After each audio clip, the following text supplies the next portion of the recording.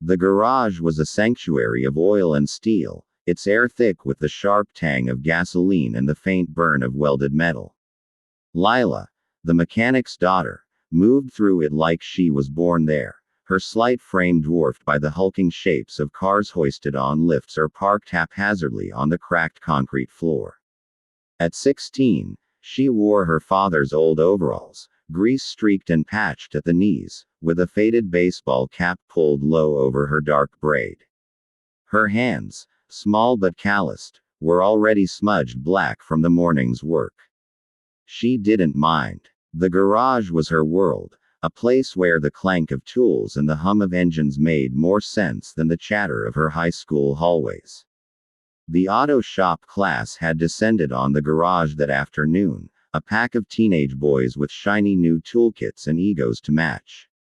They lounged against the workbench, their laughter sharp and careless as they watched Lila slide beneath a battered Chevy, its hood propped open like a gaping mouth. "What's she doing here?" One of them, a tall kid named Jake with a smirk that seemed permanently etched, muttered to his friends. "Probably just handing her dad wrenches or something."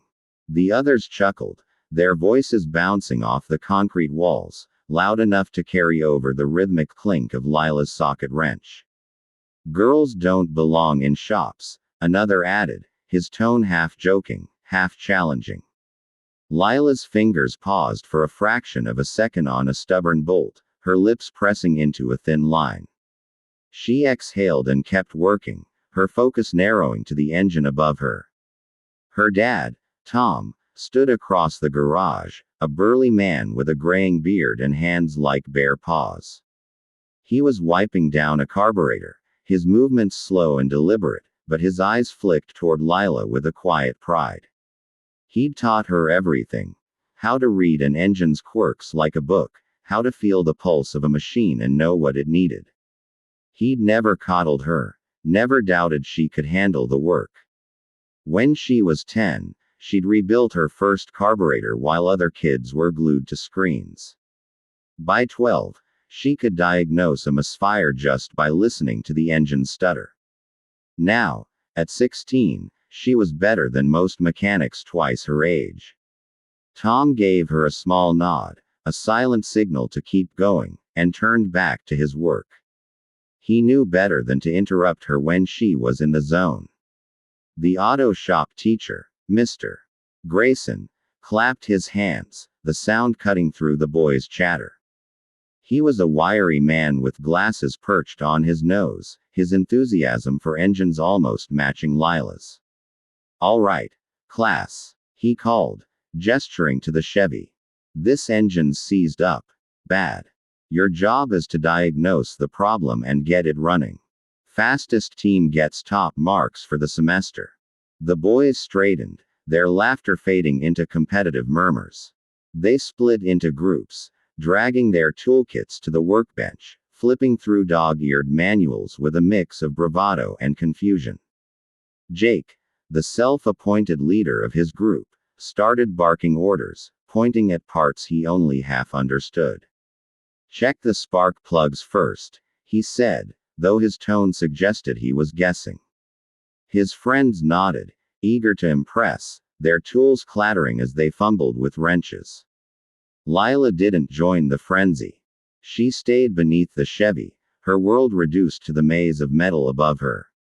The engine was a mess, grime-coated, with a faint whine that told her the problem was deeper than spark plugs.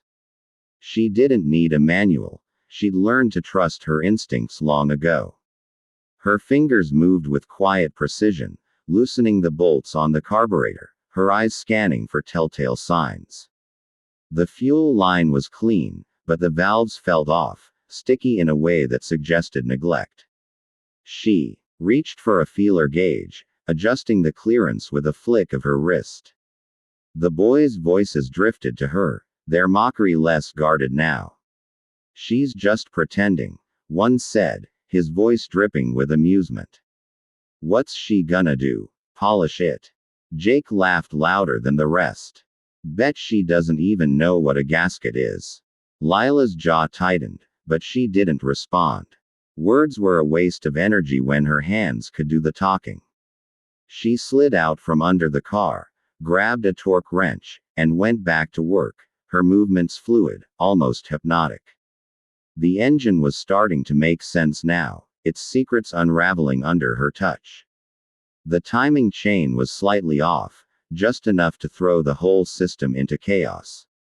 She adjusted it, her fingers steady despite the growing ache in her shoulders from lying on the cold floor. The boys were still arguing over their manuals, one group debating whether the fuel pump was the issue, another insisting it was the ignition coil. Their tools lay scattered, half of them unused, as they tripped over each other's theories. Mr. Grayson circled the garage, his clipboard tucked under his arm, watching the chaos with a mix of amusement and exasperation. He paused by Lila, peering under the Chevy. "How's it going, Lila?" he asked, his voice neutral but curious. She didn't look up, her focus locked on the engine. "Getting there," she said simply, her voice muffled by the car's underbelly. He nodded and moved on, but not before glancing at the boys, who were now bickering over a socket size. Lila didn't care about their progress. She was racing against the machine, not them. 10 minutes later, she slid out again, her face smudged with grease but calm. She wiped her hands on a rag, walked to the driver's side, and turned the key in the ignition. The engine sputtered once, then roared to life, its rumble smooth and steady, like a heartbeat restored. The garage fell silent. The boys froze, their tools dangling in their hands, their faces a mix of shock and embarrassment. Jake's smirk vanished, replaced by a flush that crept up his neck. Mr. Grayson's head snapped up, his glasses slipping down his nose. "Lila, how?" he started, crossing the room in quick strides. She shrugged, tucking a stray strand of hair under her cap. "Just listen to it," she said, her voice quiet but firm. The engine purred behind her, a testament to her skill, and for the first time that day, the boys had nothing to say. Tom looked up from his workbench, his eyes crinkling with a smile he didn't bother to hide. The other students started whispering, their voices a mix of awe and disbelief. Lila didn't bask in it. She was already eyeing the next car in the garage, a rusted Ford that looked like it hadn't run in years. The boys' laughter had stung, but it was nothing compared to the satisfaction of proving them wrong. She wasn't just the mechanic's daughter. She was the one who made engines sing, and she was only getting started. Word of Lila's triumph in the garage spread like wildfire through the school, crackling through the hallways and cafeteria by lunchtime. The story grew with each retelling. The mechanic's daughter, barely 16, had outdone the entire auto shop class, fixing a seized Chevy engine in minutes while the boys fumbled with their manuals. Whispers followed her as she walked to her locker, her grease-streaked overalls and worn cap making her stand out among the sea of backpacks and sneakers. Some kids stared, others nudged their friends, pointing her out. "That's her," a freshman muttered, eyes wide. Lila kept her head down, her braid swinging as she stuffed her math textbook into her bag. She wasn't used to the attention, and she didn't want it. All she wanted was to get back to the garage, where the world made sense. By the time the afternoon bell rang, a small crowd had gathered outside the auto shop, drawn by the rumor of her skill. The same boys from the morning's class hovered near the garage doors, their bravado replaced by a mix of curiosity and unease. Jake, the tall one who'd mocked her loudest, leaned against a toolbox, his arms crossed, his jaw tight. "Bet she can't do it again," he said to his friend, but his voice lacked its earlier bite.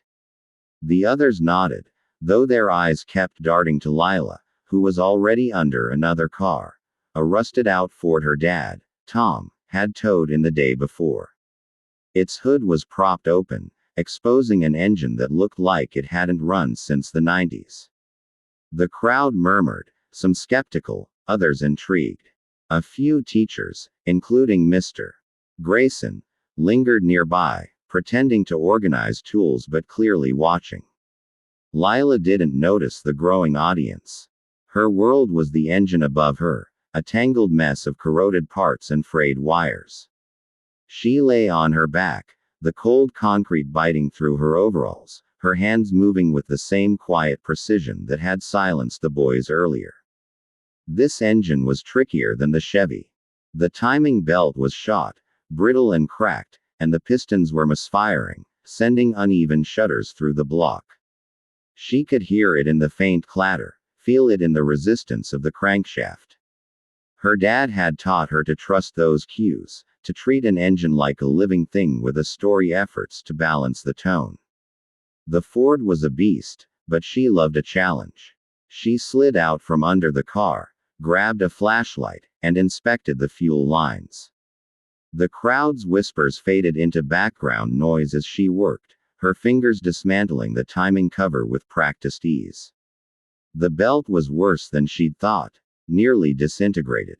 She called to her dad for a replacement, and Tom handed her one without a word, his eyes crinkling with pride. The boys from the class edged closer, their earlier mockery replaced by hesitant curiosity. One of them, a quiet kid named Sam, crouched nearby, watching her adjust the tensioner. "How do you know it was the timing belt?" he asked, almost shyly. Lila didn't look up.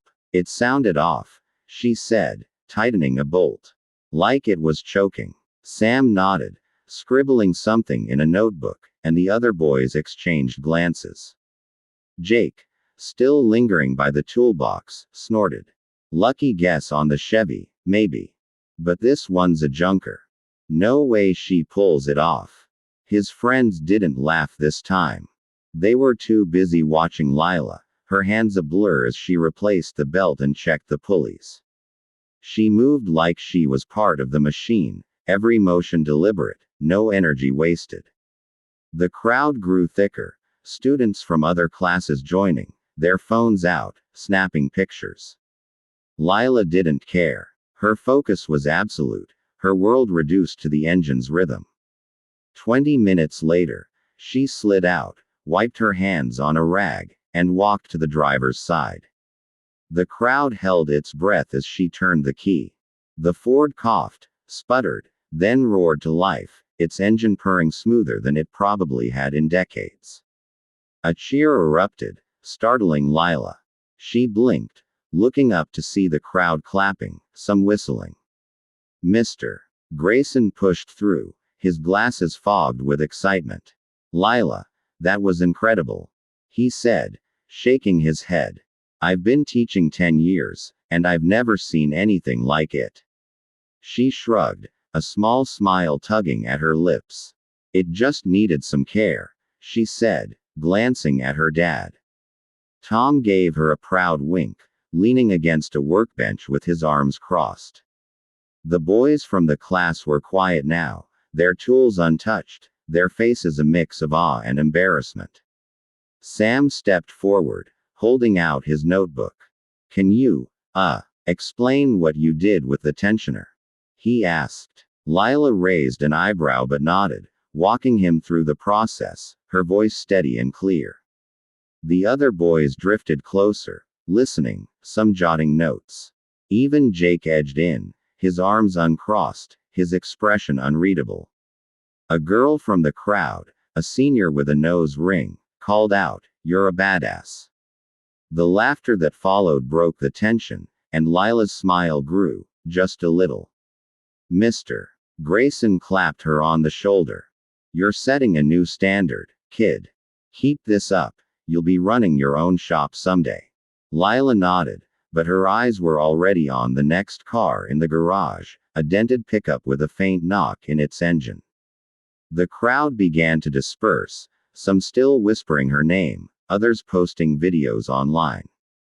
The boys lingered, asking her questions now, their tone respectful, almost eager. Jake hung back, muttering something to himself, but even he didn't challenge her again.